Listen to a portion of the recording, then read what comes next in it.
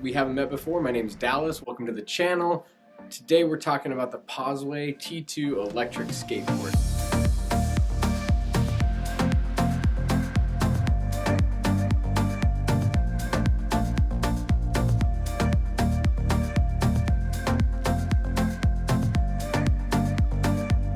Full disclosure, they sent this to me for free so that I could do this review, but I told them right in the beginning, and I've had brands turn me down because of this, I'm not going to only give you positive things. I'm going to tell you the things that we don't like about the boards so that you can make the boards better in the future. So these are my honest thoughts, my honest review of the Possway T2. So what do you get in the box? First off, the box comes double boxed, which is nice. It's not like you open it and there's the product. You open it and there's another box inside. You pull that box out. Inside that box, you get obviously the board itself. You also get a T-tool to adjust the trucks. You get the remote controls so that you can control the board while you ride it. You get the cord to be able to charge that, which is USB-C. That's kind of nice. I'm hoping that everything moves that way so I can just have less charger cords to worry about. I don't want any old micro USB anymore. Give me USB-C, so thank you for that, Possway. You also get the charger to be able to charge the board itself. It's a 2-amp charger. It takes 4.5 hours if you're at completely zero to charge the board all the way up. And you also get an extra set of hardware for the board to be able to attach the trucks to the board. I don't know why they give them to you, but it is nice to have an extra set, so thanks for sending those in there. That's cool. Getting the basic specs on how the board is rated out of the way. They rate it at 26 miles an hour, a 21-mile range. The board weighs 17.5 pounds. And it costs $349. So this is a budget board. This is a full-on entry board. And it's for someone that wants to maybe dip a toe in the waters of electric skateboards but don't want to plunk down like a ton of money. So that's the angle we're going to be looking at this from. Not at the angle of someone that's looking to spend $3,000. Can you get by on $350? That's not what this is for. So if that's what you're looking for, scroll on. So the deck itself, I think it's kind of a cool shape. It's got a little cut into it. It is, reminiscent of some other brands out there, but it's not just that typical kind of like wavy shape. It's kind of neat that it's got something to it. It's got 5 layers of Canadian maple and then 2 layers of fiberglass in there, so it does have some flex to it, but it is strong because of the maples. Now, I'm 140 pounds, so that might make a difference, but I didn't find the deck super flexy, but it has a little bit of flex to it. Obviously, your weight will make a difference there. It will take you all the way up to 330 pounds though, so that's obviously a big difference in weight between me and up to 330. So, to be able to do that, obviously it's going to have less flex at my weight. So the grip tape's really cool. It's a 3mm thick foam grip tape that your feet can kind of sink into just a little bit. It takes away a little bit of the road vibrations, but what's really cool about it is that it gives you more grip because you kind of sink in. You can definitely feel the difference with it. The styling, though, of it, I'm not a huge fan that it has the giant logo on there. I don't know. Maybe find a different way to put that on there on the next ones. So just an opportunity to make that a little bit better in the future. The bottom of the deck, though, is pretty nice. It's almost all wood, and then you have your 2 enclosures. The enclosures have some styling to them. They're not just completely just boxes. So I think that's nice that they look, thought out a little bit. There is a sticker in the middle of the deck, though, that's kind of kiddish. It's just like a skull and crossbones, but they're skateboards. I just took mine off. You can just take it off, not a big deal. And then it looks really nice and clean, in my opinion.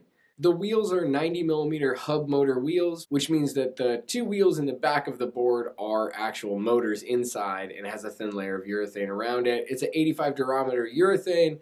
It does an okay job on vibrations and big cracks and stuff. I was able to roll over everything because of the size, but anything with big cracks in the road and stuff is not comfortable on any hub motor board. So I don't recommend it. I would recommend this board for suburban streets, bike paths, anything smooth. If you have rough roads, this is not the board for you. So the ESC, or the controller inside this board, is really cool because it's got a push to start feature. So what you can do is turn on the remote control by just holding on the power button on the remote control, and then you just kick the board and it just pushes forward just a few inches and it will turn on its own. You'll hear it go beep beep and it's ready to go. It doesn't seem like a big deal, but when you're got all your gear on and stuff and you're about to go on your ride and then you're trying to find the power button and all that, this is nice that you can just turn it on the remote, kick it and it starts up. And then when you're done riding, you can just turn off the remote control, and then after a small amount of time it goes into like a standby mode, which is cool. If you're going to ride the board within like a day or two, you can just leave it like that or charge it, whatever you're going to do.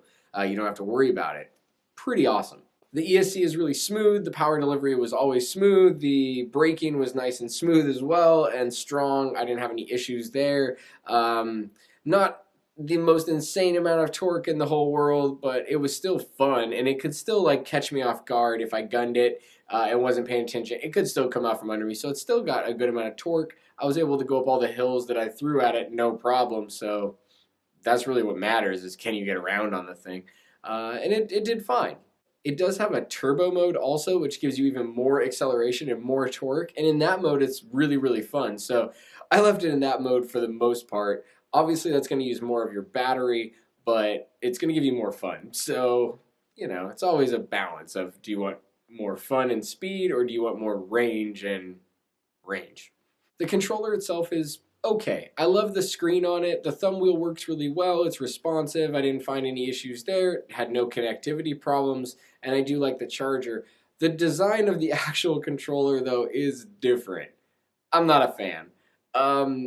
I can hold it fine. Maybe if I had like bigger hands, you could like get around that thing, but like I get that what they're trying to do, and the design of it is cool that it's trying to shape into my hand. It just needs to be like 15% smaller. I think that's the difficult problem when you try to design something that forms around the hand. Everyone's hands are so different.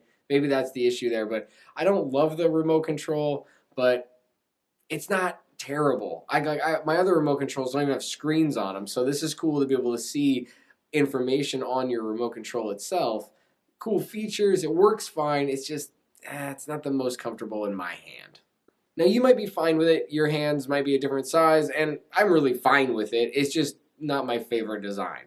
So far I've been able to hit just over 25 miles an hour with it, so I believe you could hit 26. It's just kind of the right scenarios and stuff, but I've been able to hit to like 25.2 miles per hour, things like that. And that was super fun on this board. That's a good speed. In between 20 and 25 is really, really fun. That's what I feel like is kind of the fun zone of electric skateboarding for me at my skill level. I can ride over 30 miles an hour, and I have, and it's fun, but it's, you know, you got to be really, really, really focused when you're at any speed, but at those speeds. But in between 20 and 25 is where things are going slow enough that you can like make an adjustment for something coming in the road, but fast enough that it feels really fun. So the board is rated to do 21 miles of range. It might be able to do that under really, really, really good circumstances. I didn't get that. I was full throttle though in like the turbo mode the entire time while I went on the ride. And I rode it till it only was able to make me go about 5 to 7 miles an hour. So it was very sluggish at that point. And so I was pretty close to zero, and I got 16 miles of range. So 16 miles might not sound like a ton, but at $350, that's a pretty good deal for everything you get in this. It's a really well-designed board. The ESC is smooth. The brakes are good. It is a hub motor, but that's what you get in this price range. It was really fun to carve around. The shape of the deck gives you a lot of ability to carve. It was really cool. It's just that you can't take it on really rough roads. That's probably the biggest drawback of hub motors. So I think Possway did a really good job with this board. For $350, you get a really safe board for beginners to be able to learn on. Entry-level riders, and for me, I'm going to keep it as my second board, so when I have friends come over that want to ride, they'll jump on that.